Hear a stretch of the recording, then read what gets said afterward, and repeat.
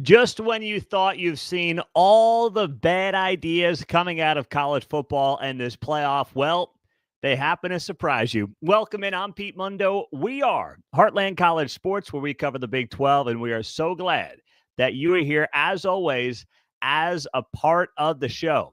So I thought it was April Fool's 3 weeks late on Monday. I don't know about you, but where were you when you first heard the bizarre story about a college football playoff being determined by TV ratings?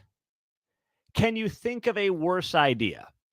And before I continue, could you drop that like on the video if you're on YouTube and that 5-star rating and review on the podcast? Thank you so much for taking 5 seconds out. Even hit the pause button if you have to, and helping us out on that front. And also always appreciate our radio affiliates. So I couldn't believe it. It came from ESPN and that means it's legit. If it comes from ESPN, that means that they've got the inside track. ESPN owns the college football playoff. ESPN is not going to report anything on the college football playoff because they are more or less helping set up the college football playoff at ESPN. That's what they do. They oversee it. There's no commissioner. Basically, you've got the SEC, the Big Ten, and ESPN determining the future of the college football playoff.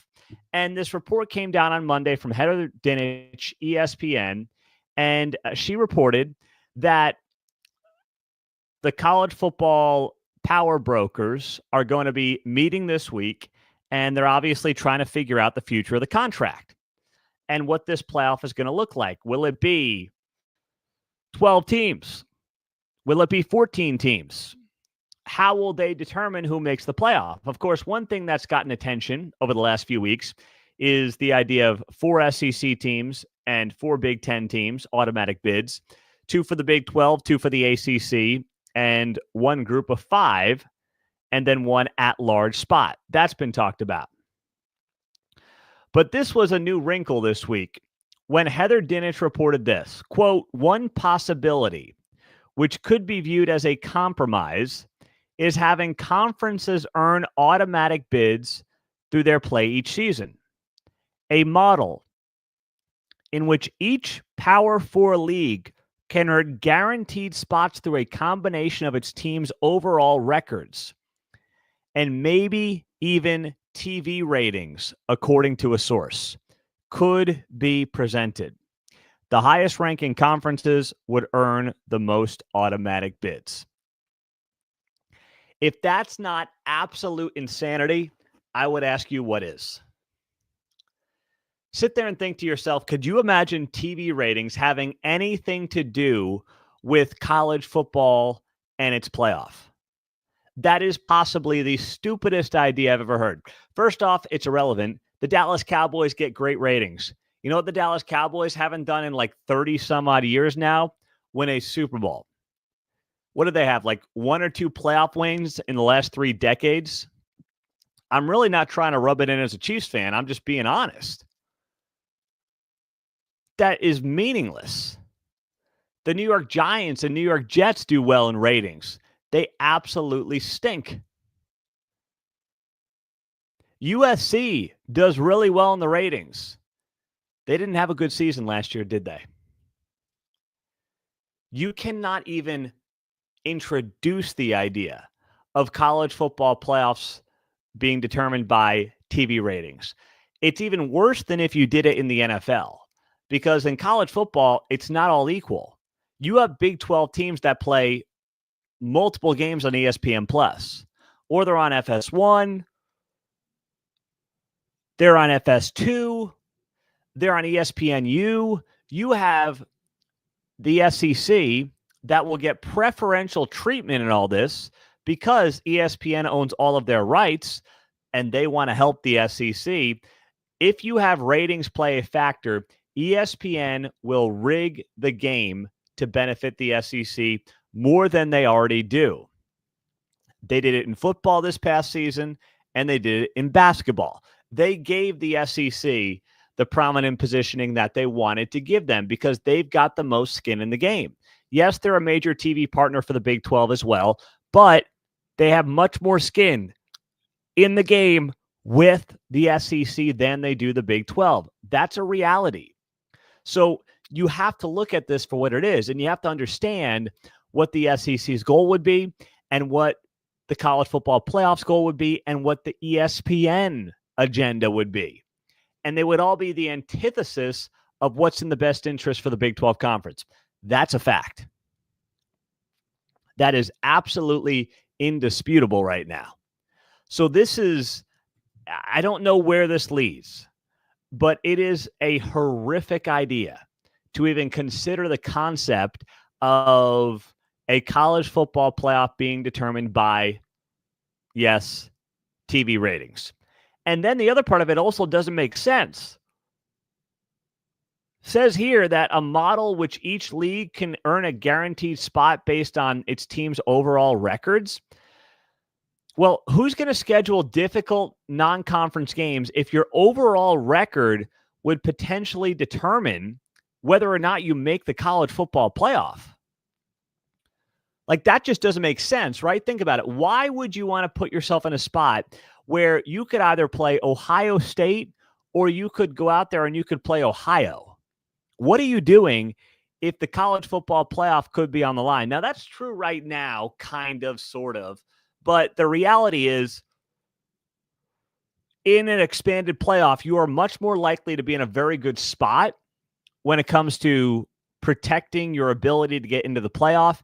If you're in a power conference, you make your championship game, we expand this thing, it's going to be pretty darn likely that your resume will not come down to a non-conference game in early or mid-September. Not guaranteed, but likely. But if now we're doing it based off of overall records, and God forbid, as ESPN reported, we go down the road of potentially doing this based off of television ratings, forget it. I mean, at that point, I don't know what I would do with my fandom, but I would really struggle with this sport if that is at all a route they elected to consider. That would be insanity. But at this point in college football, I can't say nothing would surprise me, because I admit this did surprise me. This did catch me off guard that it's even an idea in the world of college football. But man, this was right up there with some of the more bizarre things that you have seen in college football reporting. I'm Pete Mundo, and I am so glad that you are here on Heartland College Sports. Thanks, as always, for joining us. I just don't want to see this sport get screwed up, and I do not want to see it get rigged by the powers that be in college football, which is the SEC, ESPN, and the Big Ten. I don't want to see that for the Big 12 or for the sport at large. I don't want to go anywhere down that road. Pop your questions in right now as well onto the channel. YouTube, Facebook Live, we are streaming there. And of course, as always, on the podcast. And if you could, drop us that like on the video right now. Helps us tremendously. And we always love having our radio affiliates be here as a part of the show. So transfer portal absolutely is humming right now, right? I mean, that is something that is obviously top of mind for a lot of folks.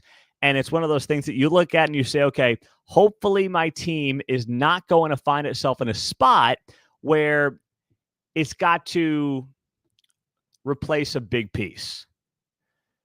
That did happen for one team in the Big 12. That's been hit pretty hard. And that team, it's the Houston Cougars. One of the strongest position groups, and this is a very underrated storyline in the Big 12 right now. The Houston Cougars had a great secondary this past season, and they are now losing these guys to the transfer portal left and right, and it's not good. For Willie Fritz and his team, they lost A.J. Halsey and Jeremiah Wilson. And these guys were part of one of the best units on the team last year. Wasn't a great season for Houston, but they did come on strong late, right? Willie Fritz made this team better. It's one of the reasons that I've been high on Willie Fritz. And it's one of the reasons that, I really think that he can be like the Lance Leipold for Houston. Older guy, starting off fresh, been around the block. But you know what? He's won basically everywhere he's been. And they've made some good news or good moves in the portal. It's mostly been on the offensive side. But, they had a stretch there in the middle of the season where they won 3 or 4 games. Beat TCU, beat Utah, and beat Kansas State. Those were all surprising victories for Houston last season.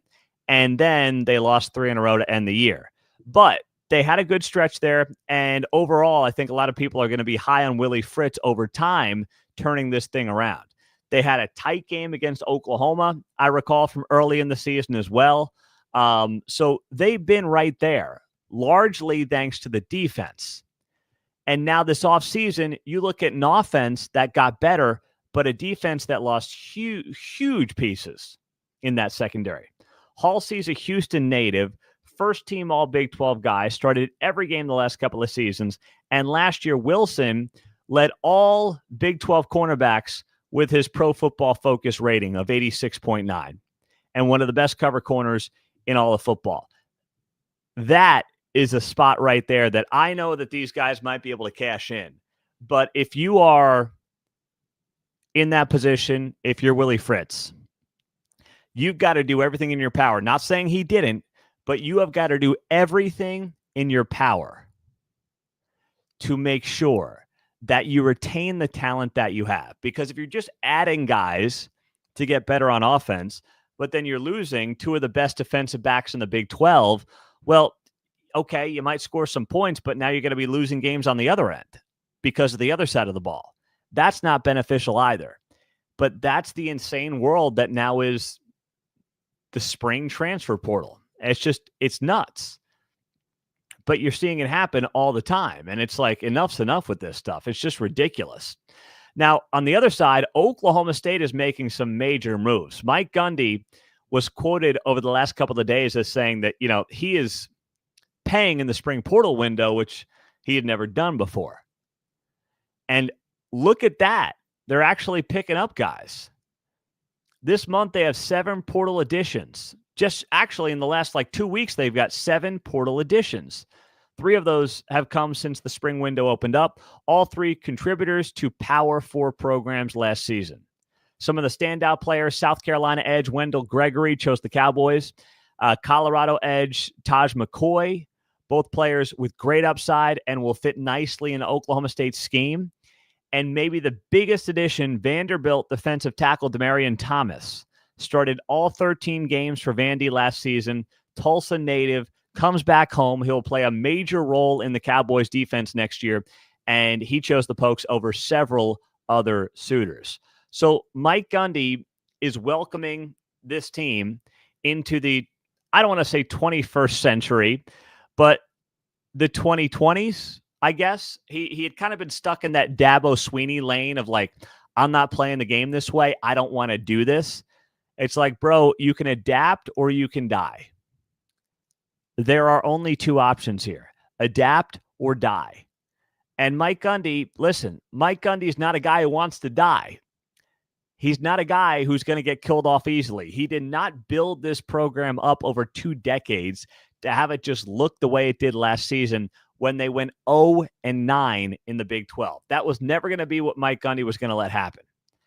Did I think that he would turn it around this quickly? I did not, at least when it comes to the portal and his opinion of the portal. But it's a welcome sight. It really is.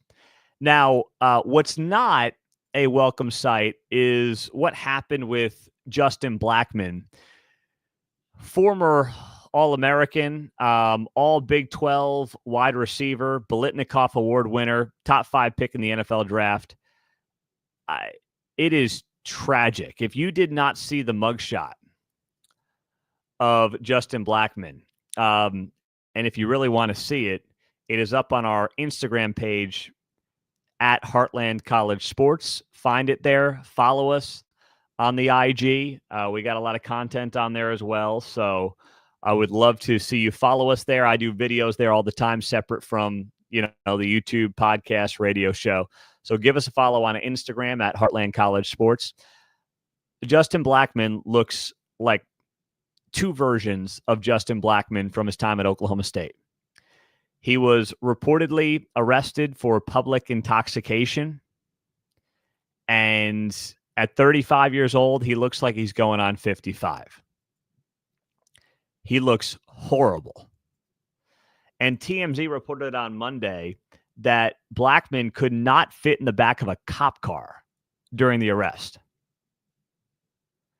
A police report obtained by TMZ Sports stated a larger vehicle was required to get him to jail. Now, that's just, I assume, because he's so big. I mean, he played college football, played in the NFL at a high level, but now he is just so fat, to be blunt, that he could not get into the police car. According to the incident report, cops responded to a call regarding a larger black male laying on the ground 1:32 in the morning on Saturday. By the time they arrived on the scene, they were notified the man had gotten up, roamed into a campus building at Oklahoma State, and once they made contact with him, they observed he was unsteady on his feet, reeked of alcohol, and was wearing wet clothes. When asked what he was doing, Blackmon told cops he was trying to walk home, and officers noted his speech was slurred and confusing. He kept saying he was going to Stillwater, but when they told him that town was not an address, he replied by admitting he did not live in the area and said, "You got me." He turned around, placed his hands behind his back, and was informed he was under arrest for public intoxication. But he couldn't fit in the back of the car because of his body size, per the report. This is just sad. Really sad. His career never panned out. He looks like a shell he used to be.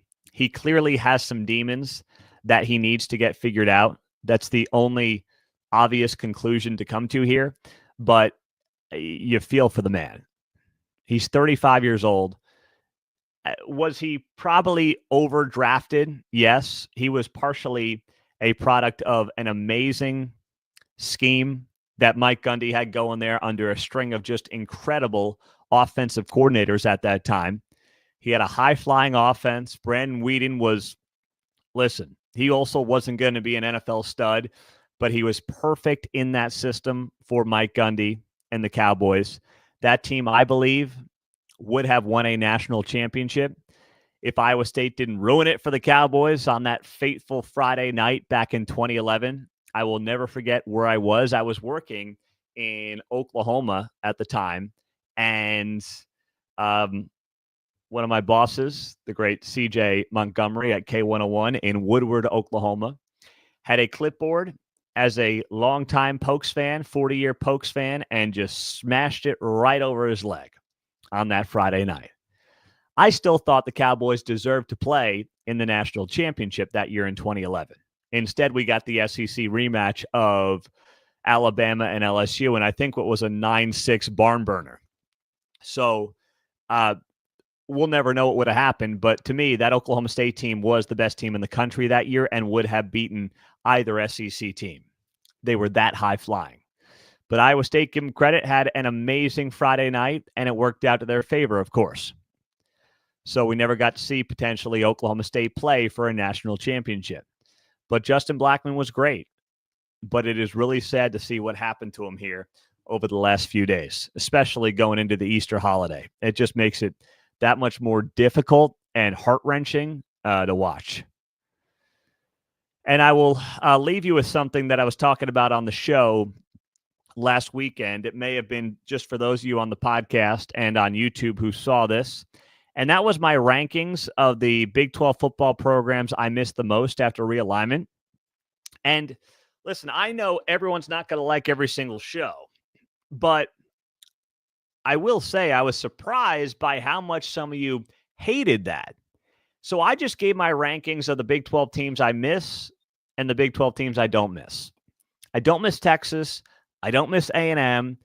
I kind of miss Missouri, and I miss Nebraska and OU. I didn't say it to be petty. I didn't talk about it to be petty. Felt like a good offseason topic to discuss. I didn't say it because it was in any way intended to be a shot at our new 8 teams in the league. It had nothing to do with that. It was like, you know what? Here's a fun off-season topic. Let's talk about it. That's all it was intended to be. That's it. So please don't take it the wrong way, and just understand it's now that time of year. We're looking for different topics, interesting off-season storylines. I want to keep bringing you shows multiple times a week. So if you think I swing and miss, please tell me. I mean, I'm all here for it. The more the merrier. Bring in the comments. We'll have the conversations. But it is never intended to be something that is against the 8 new teams we brought into this league over the last 2 years. That is not the case at all. So just roll with it, but I'm always here for the feedback. I appreciate you guys. I'm Pete Mundo. We're Heartland College Sports. We are always glad you're here on the show. Please do like us. Please subscribe to the show and drop that 5-star rating and review. Real quick here, I just want to read a couple of the nice reviews that have come in on the show here as of late.